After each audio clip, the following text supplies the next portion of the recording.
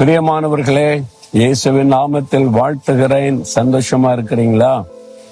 இந்த காலை பொழுது உங்களுக்கு இனிமையான காலை பொழுது. இயேசு உங்க கூட இருக்கிறாரு. உங்க கூட இருந்து நடத்த போகிறார். இன்றைக்கு அற்புதம் செய்ய போகிறார். உங்க காரியத்தெல்லாம் வாய்க்க பண்ண போகிறார். பிறகு எதுக்கு பயப்படணும்? சந்தோஷமா இருங்க. சந்தோஷமா புதிய நாளுக்குள்ளே உங்களுடைய கடமைகளை நிறைவேற்ற பிரவேசிங்க. போறதுக்கு முன்னால பைபிள் வாசி ஜெபிச்சுட்டு போகணும். காலையில் எழும்பி ஜெபம் பண்ணினீங்களா?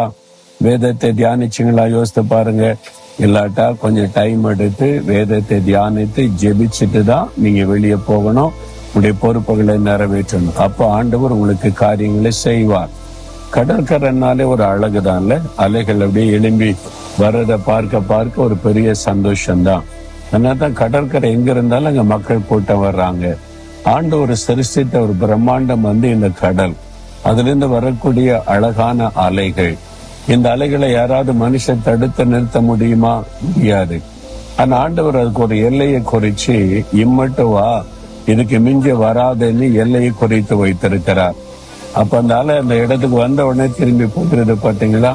அதே மாதிரிதான் நம்முடைய வாழ்க்கையில அலையா பிரச்சனை வருதுங்க, அலையா போராட்டம் வருதுங்க. வரும், அலையா வரும். ஆனா உங்க பக்கத்துல வந்துட்டு திரும்பி போயிடும். உங்களை சேரப்படுத்தாது.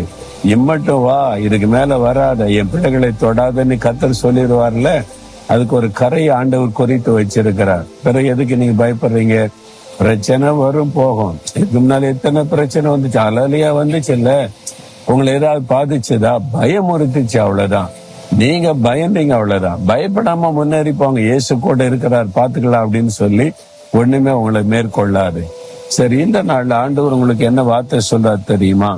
ரோமர் 12:2 உங்களுடைய மனம் புதிதாகிறதுனாலே மறுரூபமாகுங்கள்.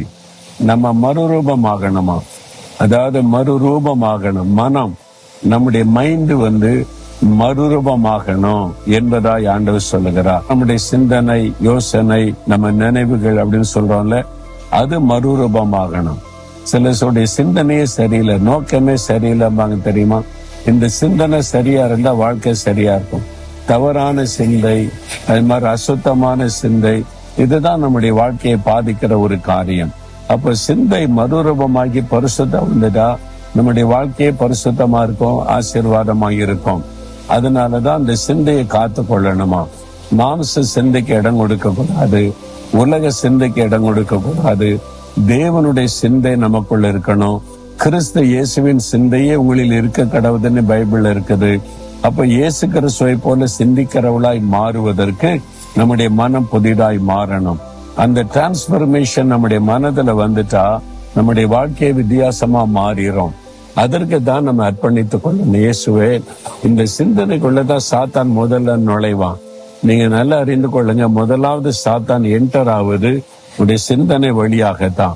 உங்களுடைய யோசனை வழியா உள்ள நுழைஞ்சு உங்களை சிந்திக்க வச்சு தவறான சிந்தை உள்ளத்துல கொண்டு வந்து இதுல என்ன தப்பு, அதுல என்ன தப்பு, இதெல்லாம் எண்ண வைப்பான். வச்சு தப்பானதை செய்ய வச்சிருவான். இதெல்லாம் பாவம் இல்லைங்க, இதெல்லாம் எல்லாத்துல உலகத்துல நடக்கிறதான சொல்ல வச்சு பாவத்தை செய்ய வச்சு கரைப்படுத்தி நம்முடைய சமாதானத்தை கெடுத்துருவான். அப்ப சிந்தை காக்கப்பட்டாலே நீங்க பரிசுத்தமா வாழ முடியும், சமாதானமாய் வாழ முடியும். இந்த சிந்தனைக்குள்ளதான் கவலையை கொண்டு வருவான், சோர்வை கொண்டு வருவான். நீங்க சூழ்நிலையை பார்த்து ஒரு மன மடிவை கொண்டு வருவான், டிப்ரெஷனை கொண்டு வருவான் பிசாசு. அதனால இந்த சிந்தையை காத்து கொள்வதில் கவனம் செலுத்தணும். அப்போ இயேசு கிறிஸ்துவின் சிந்தை உங்களுக்குள்ள வரணுமானா வேத வசனத்தை நல்லா வாசித்து, வேத வசனத்தை சிந்தித்து, இந்த தியானித்து, அந்த வசனத்துக்கு உங்களுடைய வாழ்க்கையில இடம் கொடுக்கணும்.